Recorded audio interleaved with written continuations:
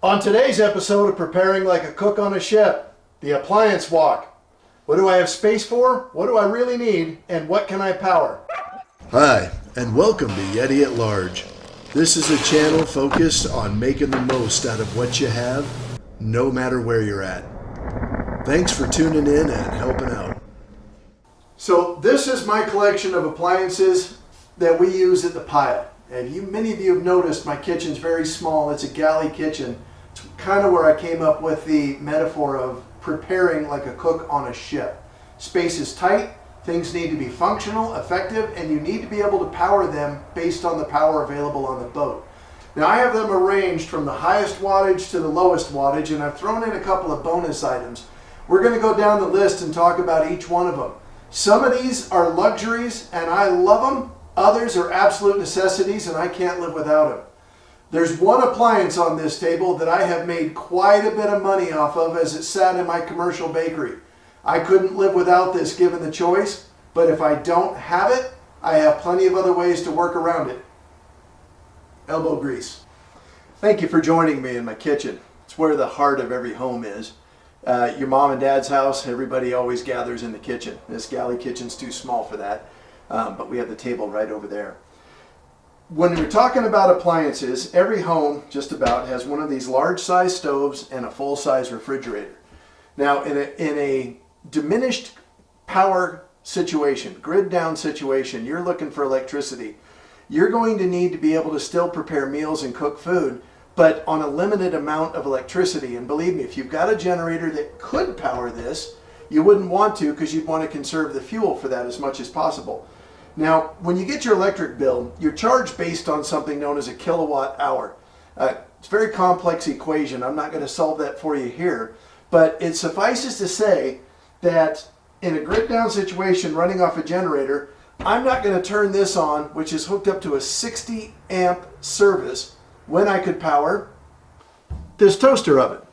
Now this is a Cuisinart toaster oven. I got it on sale, $99. Love this thing. I've done full-size chickens in this and baked lasagnas and casseroles. It's just big enough to handle it. It's got convection, toast, and a lot of other options. It uses the same 1800 watts as the other stove, but it does it on 2.1 amps. That I can afford to run. The same goes for my Summit refrigerator. This is very small by all standards for the typical American kitchen. We've been in it several times. You can see how small the box is. But what I love about this is its peak draw and wattage. I pulled it away from the wall for two reasons. I wanted to show you how clean I keep the coils, and I could double check the rating on the compressor down there. And then I also checked the rating on the sticker on the inside. While it doesn't list the watts for the compressor, it's showing a peak draw of 1.1 amp. That's pretty low for a residential refrigerator. I thought it was interesting. It does show the defrost cycle at 260 watts and the interior lamp at 20 watts. You got to really study these labels to get the most out of it, but there's no substitute for the inline electricity gauge to plug it in and see what it's doing real world. It's been cloudy all morning, so this hasn't been charging worth a darn. It was pulling 4 watts most of the morning, but the sun just poked through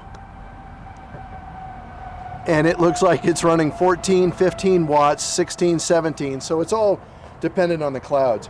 Now this little guy, the Jackery 240, is a fantastic supplement to my power plan, but this will not run something in excess of 200 continuous watts or 400 surge watts. If you want to run large appliances, especially those that have heating elements, off of a power backup like this, you're going to need a much larger one. So let's go down the list of electrical appliances that I plan on using, especially in a grid down scenario.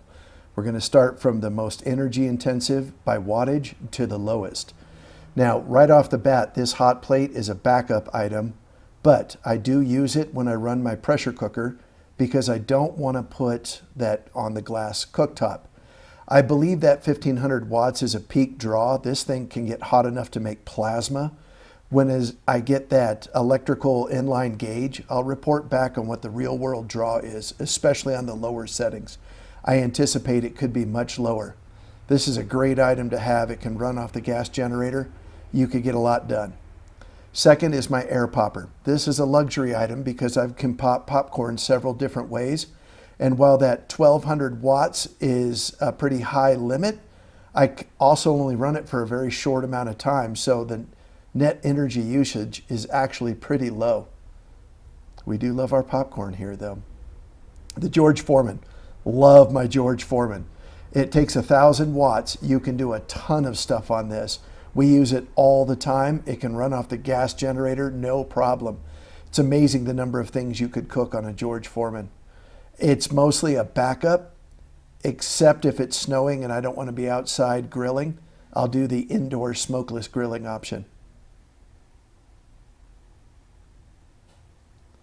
The coffee maker at 900 watts. This is where you got that other heating element. This would be considered essential, except for the fact that I can boil water on the stove and take the filter and the baskets that are inside of that out, set them on a mason jar, and I can make gravity feed coffee without it. Still going to call it essential, and it's a pretty small one compared to some of the larger ones you'll see in people's houses. The Cuisinart, the Robocoo, those are brand names for a food processor. 450 watts, not the most power hungry item because you only use it in pulses, but this is a luxury item. I can do everything that this thing does manually. Next in line, right next to that, is the waffle maker. Oh, whoops, sorry, we went to the KitchenAid. Now, this individual appliance has made me more money than anything else I've ever had. It was in my bakery for years. And on speed 1 with no resistance, it's going to take really low wattage. But then I put Italian bread dough in there and get some resistance, the watts will spike. This is a luxury because I can nearly do everything by hand. But it's an essential luxury. All right, let's go back to that waffle maker. Oh, and this KitchenAid is years old. It may have well over 1,000 hours of actual operation time on it. So incredibly durable, and the number of attachments are unlimited. The Cuisinart blender. This is a essential item. I make a lot of salsas, smoothies, and other processed foods in this. I'm only using that 375 watts as a spike. That goes down quickly when it's just blending. That being said, I can run that off my little solar generator. The blender is absolutely essential. One of the big surprises to me were these next two items. My Aroma rice cooker only takes 300 watts, and that to me is incredible. I expected it to be much higher. There is so much I can do in this rice cooker. Absolutely essential item. Rice, oatmeal. I can heat up cooked soup. I can do scrambled eggs in there. There are so many things you can do. You can tell by how beat up it is. I've used the daylights out of it. Now, this is a double-edged sword. It only takes 250 watts for my slow cooker, the Crock-Pot, another brand name, but it'll use those 250 watts over 8, 9, 10 hours. So the net energy usage is way off the chart, but the spike usage is very low. I would like to call this an essential item, but it's a luxury and grid down. If I had to, especially in the wintertime, I'll put something in the Dutch oven and I'll set it in the wood stove and I'll get the same results that way that I would out of the slow cooker. This is it for the most part. There's a couple of odds and ends. I'm not mentioning the microwave and a couple of other small appliances, but this is what I have in my kitchen. This is all that fits. One of those other items that is not a luxury because it has paid for itself is my electric knife sharpener. Hardly takes any juice, and I've paid for this thing many times over by sharpening knives for people. That being said, it is kind of a luxury because I can sharpen knives in other means and get just as good of an edge. A 3-position whetstone and a Forstner handheld sharpener with a handheld steel. These are the roots where I come from in culinary arts. These whetstones have a coarse, medium, and fine.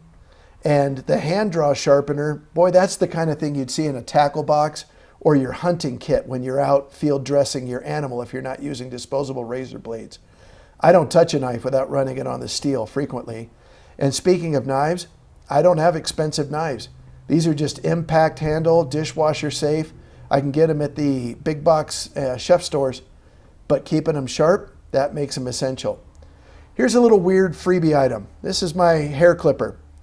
I calculated using the online calculator based on the volts, hertz, and amps that it runs at about 110 watts. I went out and plugged it into my solar charger when I first got the thing, the solar charger, and it runs it just.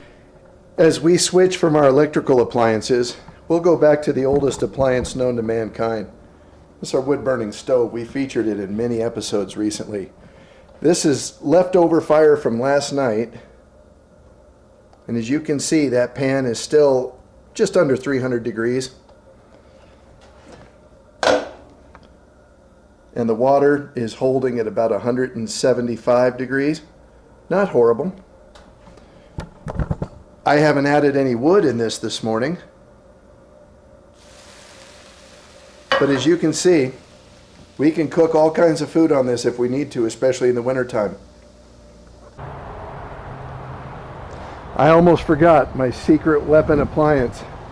At 750 watts, it takes a little bit of juice, but it is well worth it. And I don't care if it comes across as absurd, but I give you the 1978 Sunbeam Les Messieurs Crepe. Literally a crepe maker. We're going to be featuring this on What's in Your Kitchen, kind of like we did the 61 Rival Grindo mat. Now, a crepe maker may seem a little ridiculous and a little absurd, but we're not talking about surviving here. We're talking about thriving. We're talking about living at a high level, taking ordinary situations and ingredients and creating extraordinary results. So maybe this little crepe maker might seem a little silly, but in a larger sense, I think it goes a long way to living your best life ever. I think it was W.C. Fields that said, "He who goes broke in a big way never misses a meal. It's the poor chump that's a buck short that has to tighten their belt."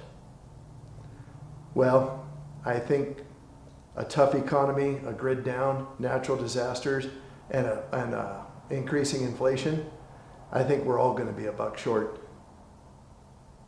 Absolutely essential, the grill. I wished somebody would make a little 2-burner grill that had the option for a little side burner so I could just cook off of that with the same facility. I'm going to be getting a little tiny remote gas grill that will hook up to propane for that. Holding those clippers and talking to you about that, I haven't paid for a haircut in 12 years. You might have already noticed. But the point is, I paid $36 for those clippers. I did a little math. If the average American gets a haircut once every 6 weeks over 12 years and a haircut costs a man about 20 bucks, I suspect that's actually low today.